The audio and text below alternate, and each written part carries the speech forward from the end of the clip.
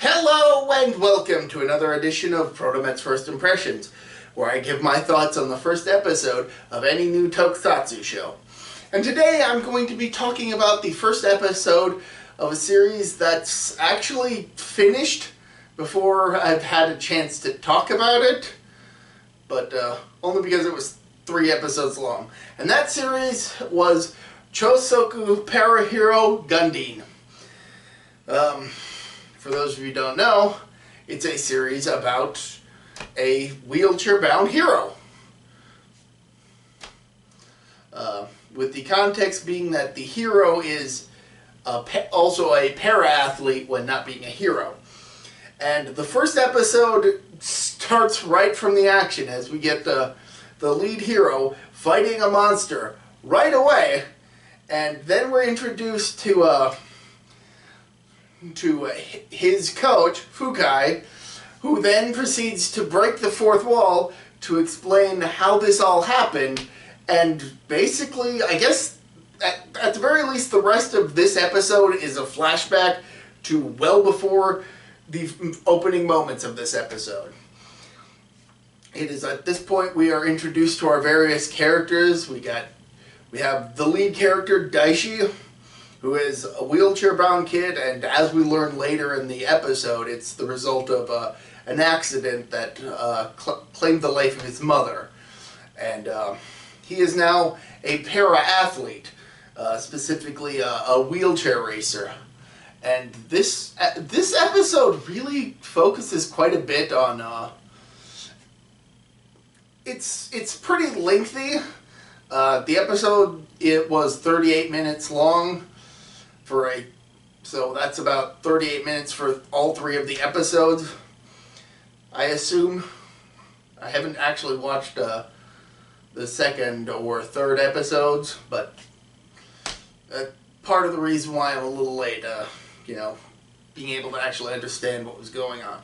But for the most part, this episode feels like it's focusing more on, thankfully, it's focusing quite a bit on establishing its characters, like Daishi, why he's a para-athlete, how he became wheelchair-bound, and all that. And the actor is played by the same actor who played, what's his name? Sogo from Kamen Rider Zeo, so the lead character in that show. Not sure why they didn't get an actor who was already wheelchair-bound, but by the looks of it, they may have actually gotten some actual wheelchair-bound people in the episode, potentially even including an actual para-athlete at one point. I'm assuming. I don't know anything about any of the other actors outside of 3. We're also introduced to his dad again, who is played by the actor who played Shin Asuka in Ultraman Dyna, not to be confused with Shin Asuka from Gundam Seed Destiny. Completely different and much better Shin Asuka than that one.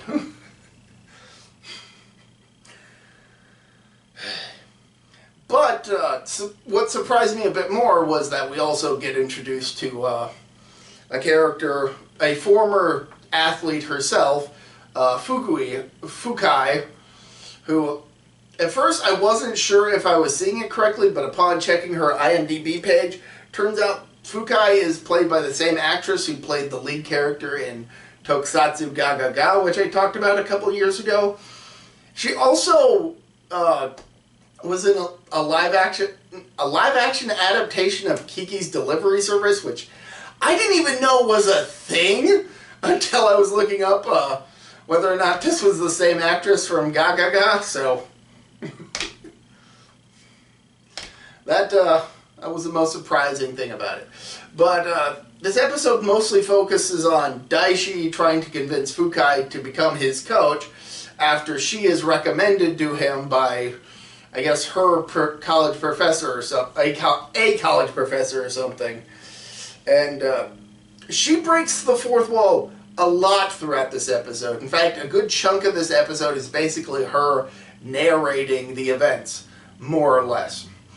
And so she's constantly breaking the fourth wall, but she does so in such a way that it's fine, and she does also kind of explain that her initial rejection of Daishi was to kind of test his resolve, and when he continues to pursue her as a coach, she accepts because he passed the test, and she actually does a pretty good job as a coach, albeit one who is more familiar with able-bodied athletes, having been one herself. She's not disabled. So it does feel a little odd for her to be coaching a disabled athlete. That is an issue of concern for her. But she does end up taking on the task, and she does a decent job of it. Although she does kind of wonder if her training is proper, since she's thinking from the able-bodied perspective versus her disabled athlete that she's training. What's that word? What? Player? What would you call a student of a coach? Not sure what. But anyway, we get introduced to some other characters, such as Daishi's childhood friend, who apparently has weird tastes, but he and his dad kind of have to put up with it since she is always cooking for them due to her mother always working late. Notice how there hasn't been a whole lot of tokusatsu action, and that's really a major thing that this first episode feels like. It feels more like it's trying to tell an inspirational story about a para-athlete, but it keeps cutting back and forth between this dramatic story and some stuff happening on some alien planet, which does eventually factor into the episode towards the end. Long story short, Daishi, his dad, and his childhood friend end up encountering a mysterious craft that crashes near his dad's workshop where he's working, where they find a eerily handsome boy who's fallen out, which is tying back to that whole alien world plotline that was not really fully explained, but that was kind of the point. It was supposed to be a bit of a mystery. In fact, initially when they did that, I almost assumed that was a work of fiction, because it's immediately cut back to the main plot by having Fukai narrating to the audience while picking a book up closing a book and putting it back on a shelf. So it kind of plays with your perception of what's real and what's not before ultimately revealing that yes, the alien plotline is actually happening. And so we get this alien kid, which one of the characters compares to the David Bowie movie, The Man Who Fell to Earth, which was a bit of an odd but not unwelcome reference. It is also clear that because he's an alien, he doesn't know how to speak Japanese. So the most he can actually get out is goo, which is what the other characters start referring to him as, because that's kind of the only thing he says. But initially, before we even really get that, this goo character ends up kind of, when his craft crashes, he ends up bumping heads with Daishi, which is super important because they put like a visual effect over it to show you that it's super important.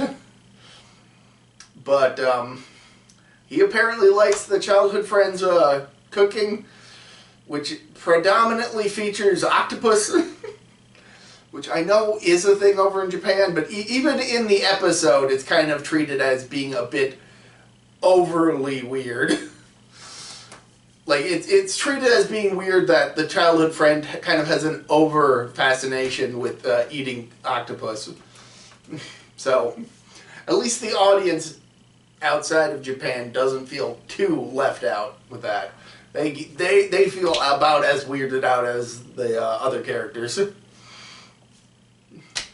But then they hear a loud thundering noise and go out to look, and there's that monster that showed up at the very beginning of the episode before we flashed back. And it's at this point that Goo gives Daishi some sort of crystal thing, and then kind of hides behind a bush, sort of. Just as the monster starts rushing towards Daishi, who kind of, with really no other options, just kind of lifts his arms up to defend himself, which projects a barrier from the crystal thing that actually leaves a bit of a red mark on the back of his hand. Like a red slight burn mark on the back of his hand. And surprised that this worked, he kind of just naturally figures out how to transform into the lead hero, which looks incredibly impressive. I love the amount of detail to make it look organic. Like, the look of it kind of reminds me of the living tissue look that you would see from, like, the armor used in Guyver. Very nice. Also, it incorporates his wheelchair into it, which, if you saw the image I used at the beginning of the video and for this thumbnail, that's what that looks like. And then the episode ends. Like, most of this episode is dedicated to establishing the characters and kind of hinting at some of the stuff that's going on beyond the characters' understanding at this point. But for the most part, this feels like a sort of athletic drama. But then the tokusatsu stuff kind of forces its way in without feeling forced. Like, of course, you're introduced to it at the beginning of the episode, and then finally it all connects at the end of the episode. It doesn't quite explain exactly how we got to the point that's present at the beginning of the episode, but I'm going to assume that part of that may be explained in the next episode when I get to it. One problem that I really have, and this is kind of part of the reason why I never actually finished watching Tokusatsu Gaga, it's the episode length. At 38 minutes, it's almost 40 minutes long, obviously, but it's just kind of a little too long for my tastes. And having watched the episode, I get why. They spend a lot of time focusing on the characters and establishing them before introducing all the science fiction stuff to them. So, but I'll keep watching, and it's only 3 episodes, so it's not going to be terribly long for me to get caught up with it already being done as of last week. So I'll keep watching it. It definitely has sparked my interest a lot more than Wakfu Saber, which I talked about last weekend. Certainly a step up. Giving it a lot more time really helps. It's not really fair to compare the two, though. I mean, this one clearly has star power behind it. I mean, it's got 3 actors who showed up into other tokusatsu shows, so. But yeah, it was enjoyable. Sports isn't really my thing, but the fact that it is a tokusatsu story that just happens to have athletic elements to it is fine. I'm probably gonna enjoy the series. It definitely felt pretty good to watch, so I recommend giving it a watch. And until next time, this has been me, ProtoMet. See ya.